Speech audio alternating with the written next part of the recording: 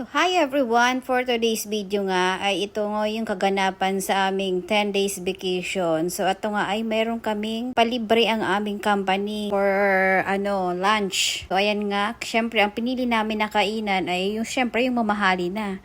Mamimili na rin naman tayo ng kakainan na libre, doon na tayo sa mamahalin. So, ayan na nga, pagbungad mo pa lang, wow, for dessert na.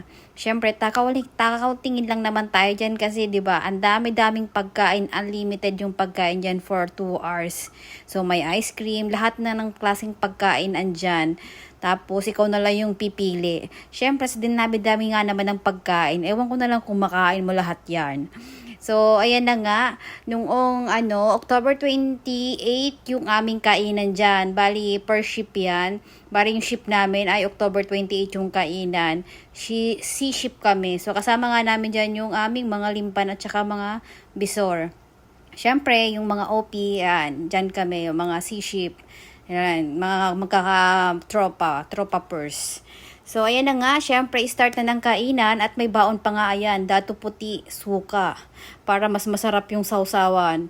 Syempre, ayan na nga, pipili na tayo ng pagkain. Sa dinami-dami ng pagkain, pero ang pinilahan ko lang dyan ay tempura. Pero dahil nga ang tempura dyan ay mabilis maubos, kung papuntangan, pwede mo na lang bantayan para makakuha ka. So, dahil nga wala dyan, so punta muna tayo sa other option.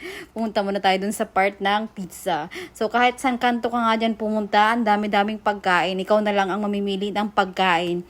So, syempre, kahit gusto mong kainin lahat yan, dahil lahat masasarap, ewan ko na lang kung makain mo lahat yan. Hanggang sagad na hanggang ngalangala yung pagkain dyan. Ikaw na nga lang yung susuko sa pagkain. Siyempre, kami pumili lang ng mga yung medyo light lang na mga pagkain para matikman mo lahat. Yan, may pa-fruits, may pa-salad. Yan, tinikman ko yung mga yan. Pero yung mga medyo mga hilaw na pagkain dyan, hindi ko na kinain kasi hindi mo kasi ako mahilig sa mga seafoods na mga ganun. So, ayan, siyempre may ice cream. Kain tayo kasi Häagen-Dazs yan. Medyo expensive. So, ayan nga, may pa-drinks pa. Naghanap ako ng lemon. So, ayan, unlimited beer tsaka vodka. So, yun. Yung mga pagkain. So, dahil nga ay patapos na rin naman ang pagkain, tayo ay mag-prepare na para uwian kasi sa dami-dami ng pagkain dyan, 2 hours. Ewan ko na lang kung makain nyo lahat yan. So, ayun na guys, kami ay uuwi na rin at mga busog na ang mga person. Pag uwi ng bahay, tulog pa. At syempre, mga butsyog na mga tiyan. So, ayan, hanggang dito na lang muna tayo guys.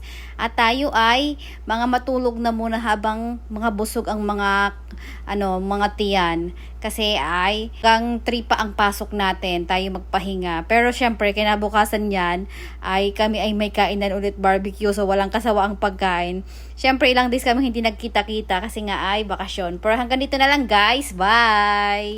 Thank you for watching and follow me for more. Bye guys. Thank you.